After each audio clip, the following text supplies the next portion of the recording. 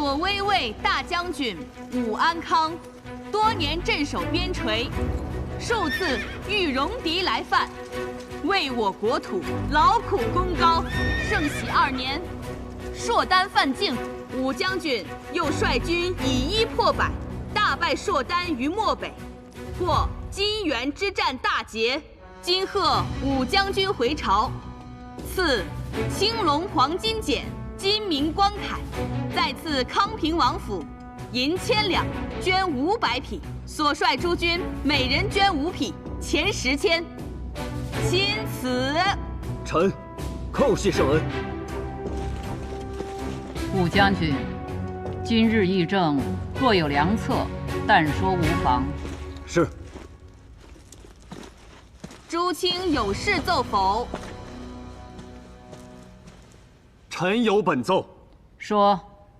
龙门赛以贱民互相残杀为乐，为了那一纸贱籍文书，兄弟相残，骨肉分离，无数人因此丧命。臣恳请陛下下旨查封龙门场，革此弊制。真是危言耸听！龙门场让不少贱民得以脱离贱籍，逾越龙门，这明明就是福泽恩重的大善事，却遭你如此诽谤。臣记得袁绍卿正是因为龙门赛才成了良民。怎么，你自己吃了蟠桃就要把树砍了，不让别人吃了？龙门赛乃文帝首肯，袁绍卿却污此良策，岂非在说文帝不仁？袁绍卿此言，其心可诛。此言不妥。龙门赛本意的确是给贱民翻身的机会，但仅让贱民以相扑之术比试，不得伤筋动骨。后来某些人暗将龙门场变成草菅人命的赌博之地。袁绍卿所奏是实情，你们却屡屡攀扯文帝，此心难道不可诛吗？比试哪有毫发无损的道理？别有用心之人一番夸大其词，便欲毁此良策，岂不可笑？梅阁老，你怎么看？这一朝有一朝的天子，也有一朝之治。此制既未入典律，改与不改的，全凭陛下做主。卢青和张青以往议事总是分歧甚大，今日倒难得一致。逾越龙门，朕觉得你们说得很好，还有谁认同的？臣附议。来人，抬上来。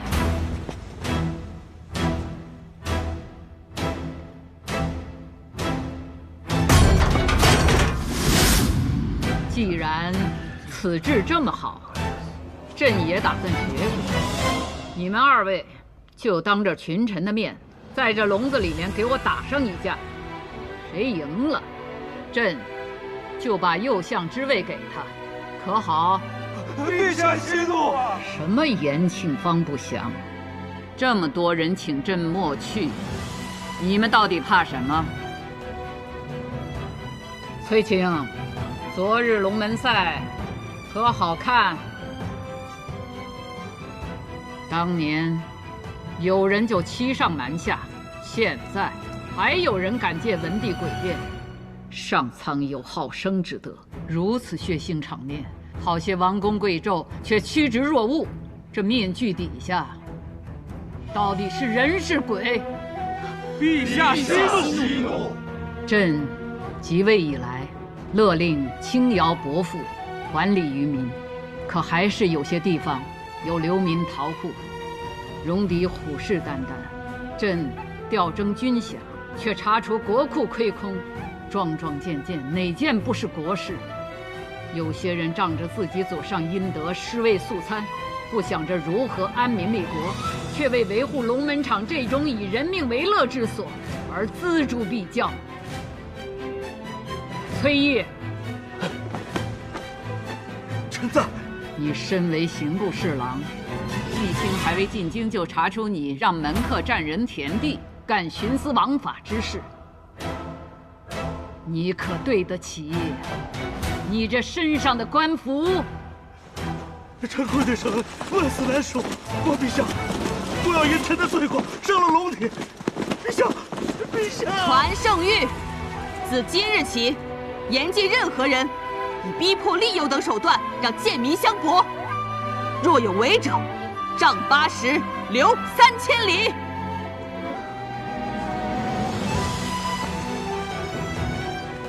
陛下，很多人是因祖上犯错而入贱籍，本身并无过失。臣恳请陛下，让2代以上的贱民能以文相拼，以笔相视，择优者除去贱籍。万万不可！文士科举乃是给良民为国效力的机会，岂可套用在贱民身上？若此剑术无分，届时必会宗制崩坏，动摇国本。李老说的有道理，袁绍卿爱民之心是好，但是如此改制，恐怕过犹不及。梅阁老、李老言之有理，此事不必在意了。元清，起身吧。是。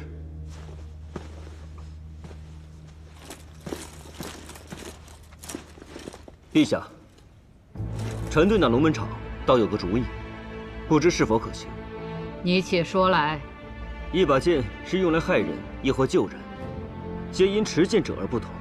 以贱民之命取乐，乃是罪孽，但龙门场本身却无罪，又是文帝御批所建，如此察风弃用，甚为可惜。臣提议，让有武艺者到龙门场比武，以此卓拔人才。真是常年带兵的良将，你这提议与朕想设立武举的想法不谋而合。既如此，就先用龙门场打个前锋吧。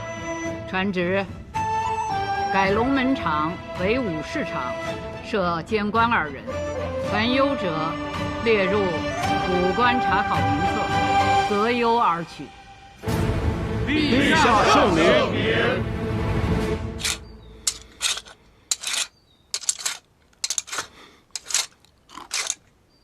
圣上去了龙门场，你帮了袁绍成大忙，他可得好好谢谢你。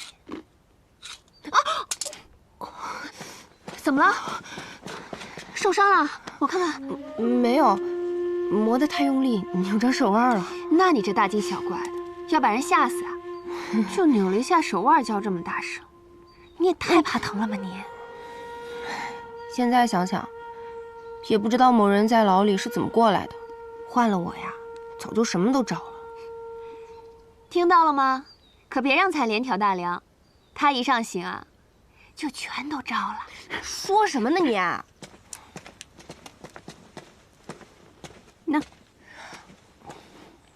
彩莲啊，最近是不是有什么心事啊？哎呀，有什么事就跟我们说。没有。你不说我就猜了啊，和我们有关？不是啊，那是跟别的女人有关。那是跟男人有关。男人？哪个臭男人敢欺负你啊？不是欺负，我直接告诉你们吧。袁绍成的那个下属，叫顾文宇，那个喜欢我。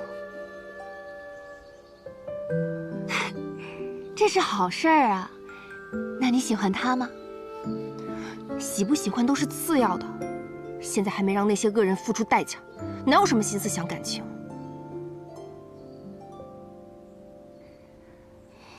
顾文宇一直跟着袁绍成，看得出来做事认真周到，是个踏实的人。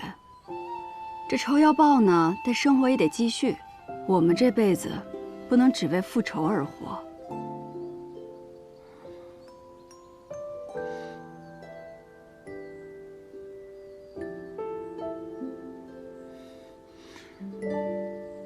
可我若是跟他在一起了，难道能不向他坦白我的过去？他知道了我的遭遇后，心里会没有疙瘩。他心里有了疙瘩，最后受伤的不还是我吗？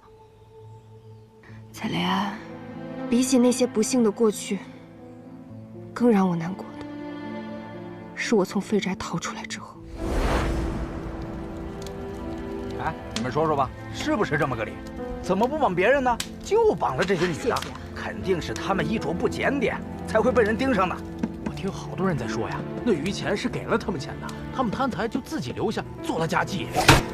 我看呐，他们本就是青楼出身，见钱眼开去伺候人，没想到被余钱那老贼给烧死了。所以我说呀，这女人就得守妇道，哎，规规矩矩的，是不是？对。我经常会想，活下来又怎么样呢？我们永远背负着这些污名，承受着巨大的压力，不敢跟家人团聚。我再也不想要冒任何的险了。平安，你怎么了？平安？没什么，伤口有点痛。爱就是爱，恨就是恨，何必要将两者掺和在一起呢？欺辱我们的是恶人，诽谤我们的是愚人，到头来我们还要自己折磨自己。亲者痛，仇者快，岂不是一样愚昧？可我能怎么办呢？从前朝到大封，虽都民风开放，可只要提到一个女人失去了贞洁，狗屁！贞洁什么的，只是束缚女人的枷锁。自古以来，你见过男人提什么贞洁？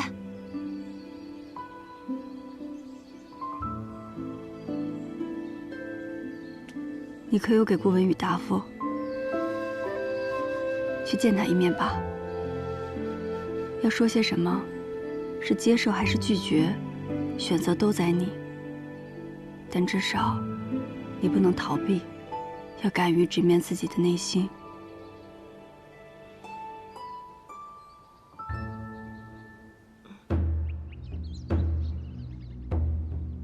近日，朔丹来函，可汗长女已到了婚龄，朕允准可召选大封王子与朔丹公主和亲，以缔结双方姻亲之谊。陛下，自古以来，只有公主和亲，还从未有以王子和亲的先例。若我朝以堂堂男儿和亲，必会留为笑柄，望陛下三思。望陛下三思。哼，笑柄！昔年文成公主远赴外邦，以一己之身保两地和平多年，此等功绩，你们谁能相比？从无先例。朕登基来，早就听倦了。朕能坐上此位，便是先例；朝场女官，便是先例；让王子和亲，亦可是先例。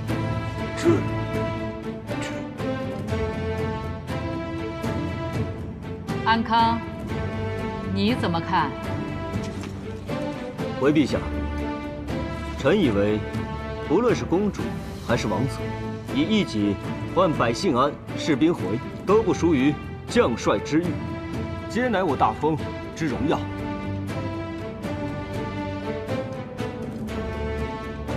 是臣浅陋，武将军所言甚是。和亲王子当属我大封表率。再有几日，朔丹使臣就要进圣都了。朔丹既有示好之意，要惜和字，也要扬我大封之威。陛下之命。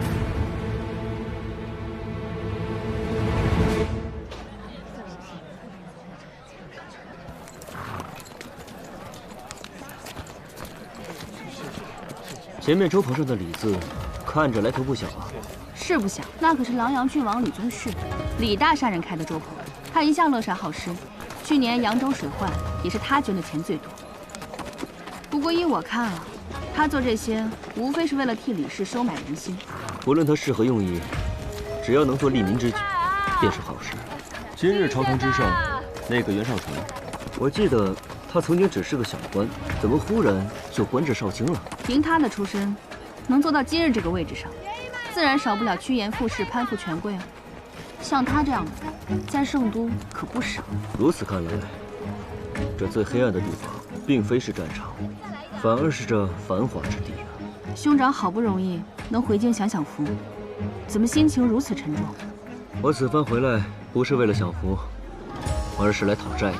哦，讨谁的债？5年前的汴州仓司使，现如今的户部度支司主事徐清。他呀，那我就知道你要讨的是什么债了。今日在大殿上，怎么没有见到父亲？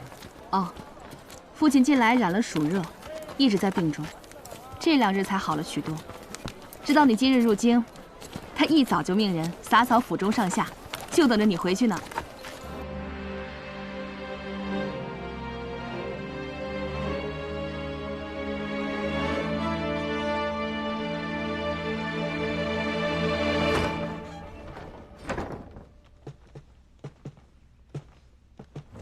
父亲，你看，这是儿子亲手为你刻的常青树，用的是父亲最喜欢的紫檀木。这不是子承父业了吗？你看你瘦了多好，人也显得高。也许不是你高了，是为父老了。父亲正值壮年，春秋鼎盛，跟着老子一点都不沾边儿。木雕需要耐性，就是要克服掉这从小爱动的毛病，还不错，这手艺大有长进。我打小就看着父亲刻木雕，耳濡目染之下，也学习到了一些皮毛。贤儿，你兄长送你什么好东西了？此乃张押九所铸万川剑，以后便是女儿的佩剑了。不愧是兄长，投其所好。说单求亲一事，圣上秘而不宣，非要等你进京之后才公之于众。你们可知是何用意啊？圣上欲与武士结亲，是为了彰显皇权正统，此其一也。其二，制衡之道，犹如木桶取水，李氏与武士的木板不能一头长一头短，长短一致，这桶中的水方能平稳。此番圣上之举，是想要收回我的兵权。既然你悟到了，那就交还兵权，回圣都好好谋份差事。父亲，儿子带兵习惯了，不适合圣都，也干不好这儿的差事啊。你知道为父为何好木吗？树死木生，人生60亿轮回，周而复始，犹如木之年轮。缘乃天道，亦是人道。你呀，圆融这二字还是没有参透。这阵子你就在圣都好好转转，也许能改变看法。贤儿，为父备了冰糖糕，你今日上山，给你母亲送去。女儿还有事，冰糖糕我差下人去送。父亲大病初愈，我跟兄长就不多打扰了。行。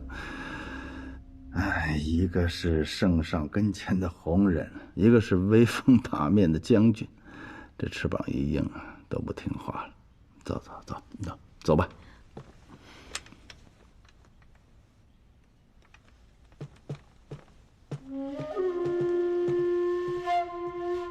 兄长这一回来，府里就收了10几张请帖。不过我猜兄长一家也不会去，不如夜里我为兄长接风，顺便为你引荐一位有趣之人。能被你称作有趣之人的可不多见，不知这个人何去之有啊？他呀，被人称作巫医，前段时间出了一桩悬案。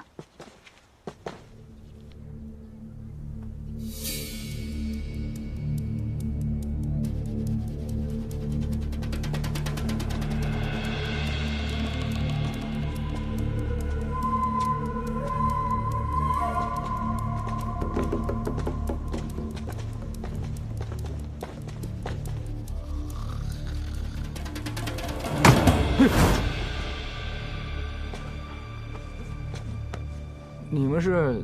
这位是大理寺少卿，要看卷宗。你们要看哪年的卷宗？昭丰2年御史案。不好意思。我这卷宗的确太多了，没个1、2月的找不出来。卷宗都是按年月存放，怎么会找那么久？你这8成是心里有鬼吧？文宇，带走。别！少卿，实话跟你说了吧，我前几年上任之初，确实核对过历年卷宗，看过记录。御史案之后，这卷宗啊，就被当时升任的吏部侍郎海夷平海公给调走了，最后卷宗也没还回来。这其中缘由，我也不敢问呢。少问少想是智慧嘛。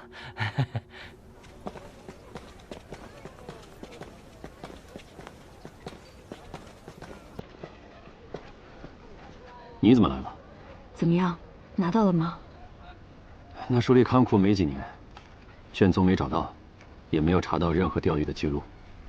此人谨慎狡猾，会对卷宗下手，并不让人意外，反而更让我确认，卷宗记录的内容必有蹊跷。对了，龙门场的事情，谢谢了。撤了。少卿，你为什么不告诉他是海尚书拿走的卷宗？是不想让他对付海公，和你站在对立面吗？不是因为这个，是时候还不到。我要利用美党，抗衡李氏一派，扰乱严家之事尚未查明，不能让他乱了我的布局。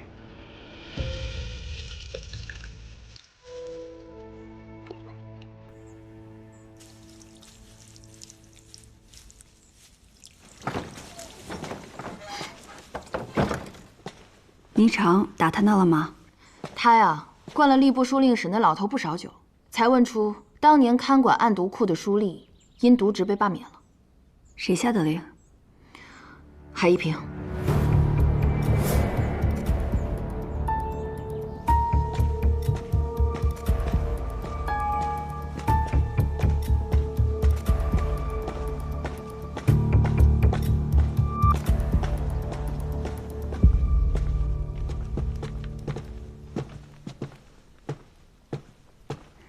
海公，哦，叶信使来了。叶信使的身体可好些了？老海公惦记，已经恢复的差不多了。在屋里闷久了，出来走走，也想看看海燕的情况。没想到你刚任使职，就有人在背后陷害你。此人是何目的？难道是记恨你对付度量？想来是跟度量有交情的人所为。好在这样一来，此人若再对我下手，也必然会引起圣上的注意。我今日诊治还需与海燕独处，时间会稍长。海公若信得过我，叶信使，把海燕交给你，我10000个放心。有什么需要，尽管吩咐。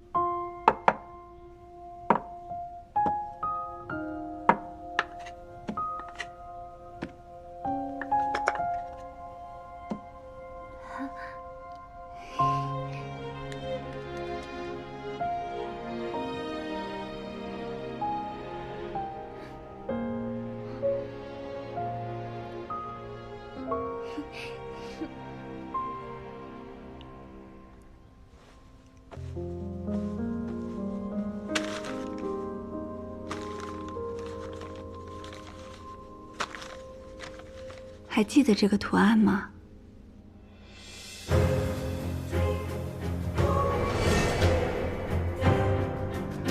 上次你画在那名女子的手臂上，她是你阿兄带回来的吗？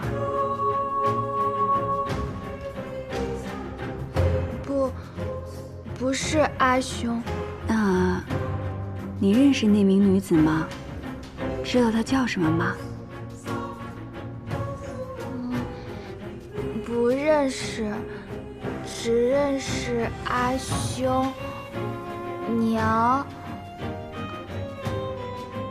还有安。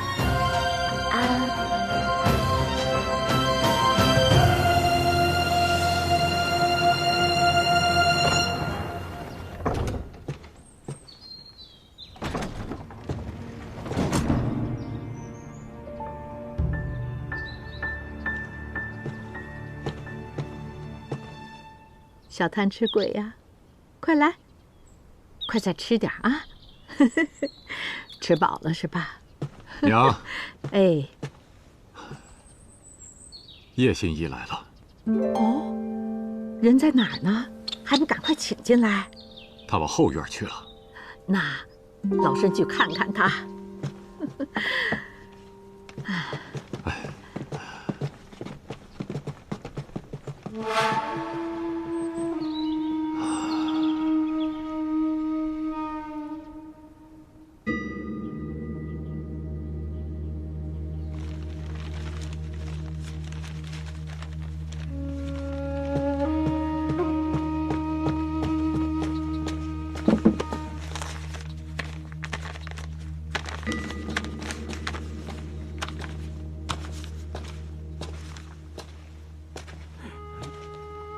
你是郎主的客人吧？老伯，这里是藏书阁吗？是啊，趁着天气好，拿出来晒晒，防虫蛀嘛。这藏书阁看起来比前院的房屋要新啊。你当真眼尖呐！这里原本不是藏书阁，而是一间客房，可多年前却被一场大火给烧没了，这是重新修建的。大火？这里怎么会起火啊？不好说呀。没什么不好说的。老夫人，这么多年过去了，我儿还珍藏着于前赠给他的这些书册，别人都避讳谈及旧事，但老身没什么可避讳的。客房着火是与10几年前的御史案有关。这个案子，平安也曾听闻过，只是没想到海公竟然与于前相识。当年我儿于前、孙熙正是同窗好友，亦同科及第。没想到10几年前，于前因御史案被满门抄斩，我儿不信于前会做出伤天害理之事。自他离世后，就郁郁寡欢。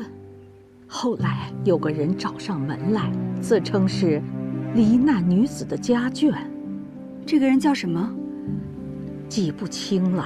他声称此案有冤情，找我儿帮忙，要看御史案卷宗。我儿以为有机会能为死去的好友洗脱冤屈，急忙调了御史案卷宗出来，就在这间客房给他看。岂料啊！那日海公邀我和几位友人上门，想一同探讨这御史案的疑点。海公告诉我们说，有位受害女子的家眷找上了门，正在看卷宗。海公正想为我们引荐那人，可谁知那人竟然意外打翻了烛火，焚毁了卷宗，就连海公那间客房啊，也随之付之一炬了。想不到御史案的卷宗早已化成灰烬了。海公差点因此无法交差呀，无奈我们只好一起找到了海公的恩师，就是如今的梅相说情，才帮他在案牍库那边解决了此事。真是没想到，于前当年还有你们几位仗义同僚。不过你说的我有些好奇了，与你一同上门的都有哪几位旧友？我也真是敬佩你们，在那个时候还愿意相信于前的清白。他们是……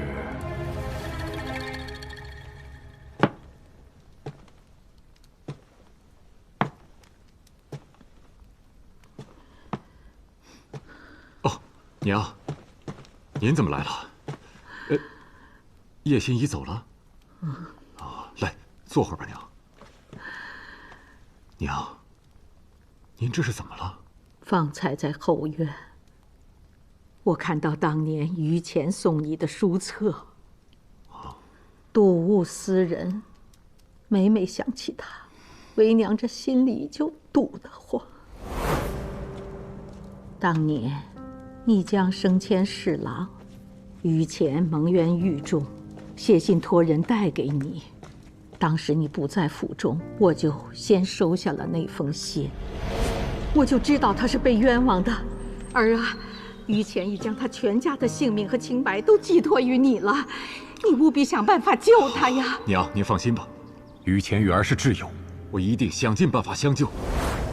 可怜呐，他是那么的刚正不阿，是个清正廉洁的好官呐，终究还是含恨而终。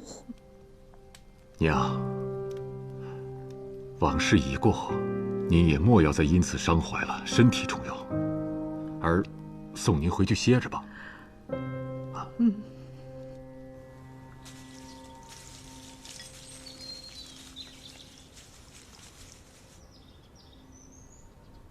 花娘那边吩咐好了吗？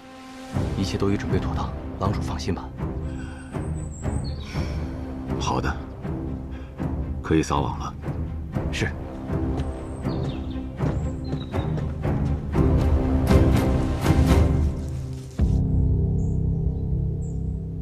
除了孙熙正以外，其他目睹卷宗被烧的人，他们所说也都一致。海夷平确实是于谦多年的挚友，甚至在御史案之后，还为于谦说过好话。我看，那个纵火的人根本不是什么受害者家眷，找了这么多年，最后连卷宗的线索也要断了。典熙，我知道，你一直想为愚公洗清冤屈，我们已经努力这么久了，现在更要沉得住气。我不是不明白，我只是为愚公惋惜。他本已官至侍郎，可就因为为民请命得罪了高官，才从侍郎又被贬至了八品。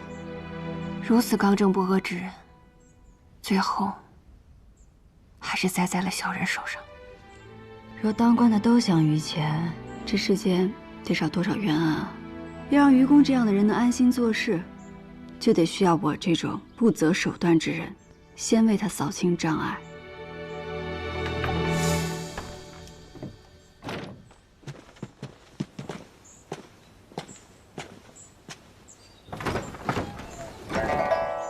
武舍人，看样子伤好的差不多了，别老闷在屋子里。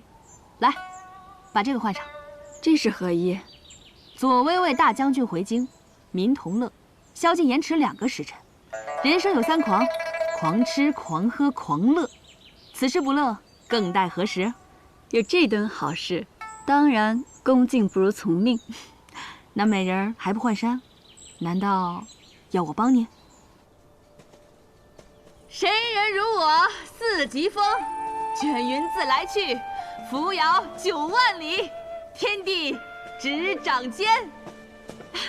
畅快，真畅快。武舍人，哎，别这么叫，煞风景。以后都叫我显儿。显儿，你现在的样子跟我想象的判若两人。说来也怪，你这医心之术，无论在哪儿都应传作奇闻，怎么除了圣都，其他地方都没有听说过？我常去一些闭塞之地游医，没有听说过也不奇怪。是吗？我倒觉得越是闭塞之地，越容易将奇才视为异类。我还是第一次听说有人这样评价我。我从你身上闻到了秘密的味道。愿意告诉我吗？现在还不是时候，也许有一天我会告诉你的。好，到时我一定带最好的酒来听。不过人啊，仍需向前看，不要回头啊！你听着风，多自由。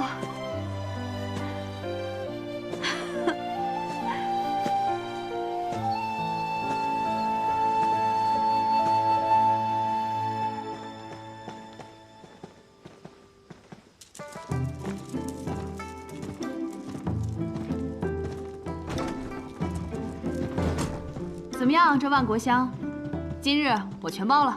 不愧是武舍人，出手就是阔气。这是还有客人？他一会儿就到。花娘，来了来了，快点啊！哎呀，让武舍人久等了。这啊，是我们万国香最善琵琶的歌姬，名唤霓裳。美人如玉，真叫人挪不开眼啊！两位贵客，今日想听首什么曲儿啊？平安，你是客人，你来选吧。客随主便。我看两位贵客气宇不凡，那今日就来一曲《木兰辞》吧。好，这首我喜欢。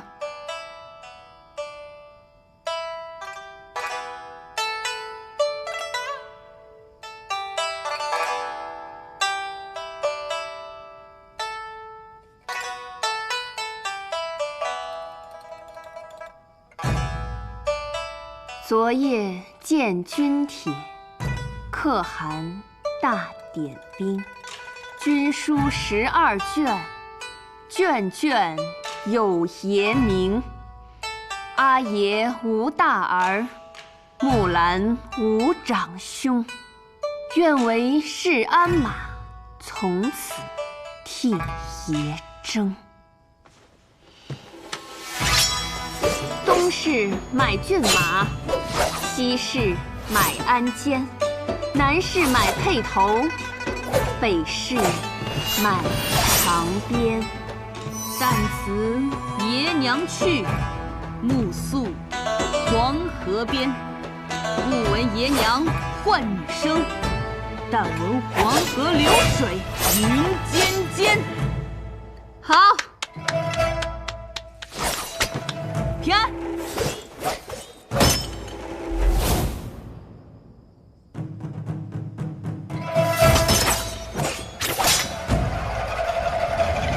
万里赴戎机，关山度若飞。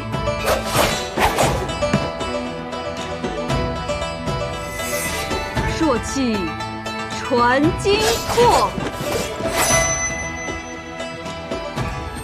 寒光照铁衣。将军百战死，壮士10年归。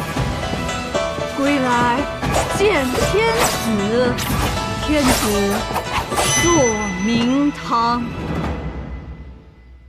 好。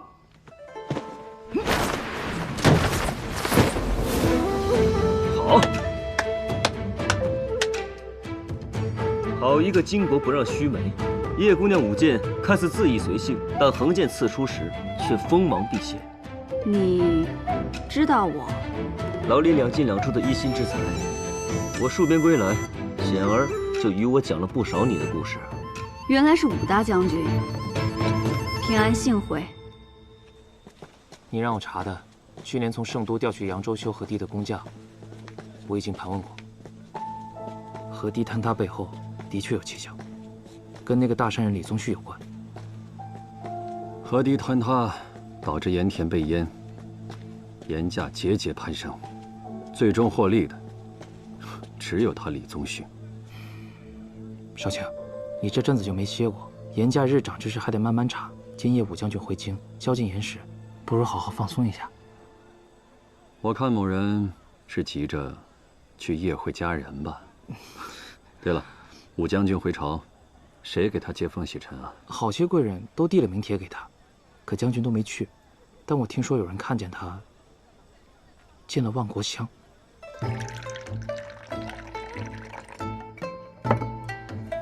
兄长乃常胜将军，守卫边境，保我家国平安。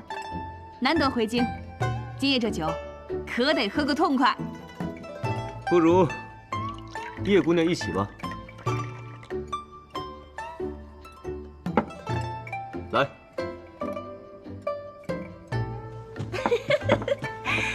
三位贵客，我万国乡近日新来了一名武姬，舞姿卓绝，连武舍人也未曾见过。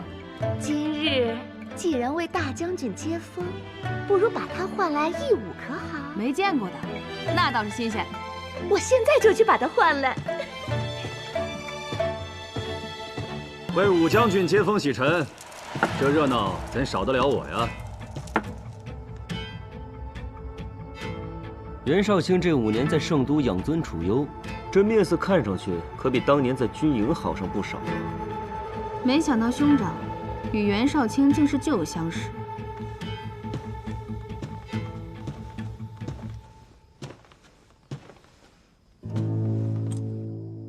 这万国香的佳酿，可是你在边塞根本尝不到的。来，这些年万国香的酒，怕是把袁绍卿的骨头都给泡软了。也是，酒不喝，官路不亨通啊。说到这官路亨通，在下自然不及叶新使。长新使能与2位结交，这攀高枝的本事，自然了得。我知道，袁绍卿看我最不顺眼，但也没必要挤兑我啊。今夜我好歹是客，你可是不请自来啊！各位贵客久等了，快点！来，给诸位贵客介绍一下自己。妾身名唤离歌，善胡舞、长袖舞、绿腰舞、这支舞，不知诸位贵客想看什么？百军旗鼓狼城破，犹记军前这支舞。就来这支舞吧。这支舞好，这支舞好啊！诸位啊，可要好好欣赏。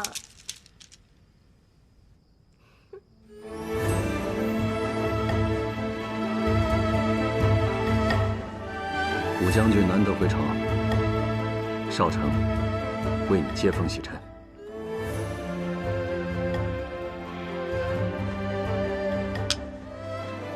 这万国香的酒也没那么好喝。明日武士场，你我再会上一回。好，你既有邀，我怎能不去？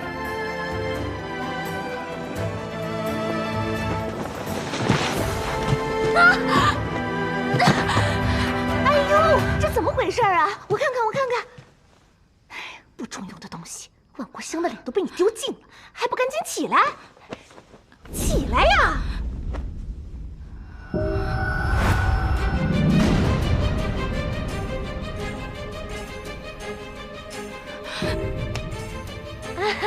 还不赶紧起来给各位赔礼！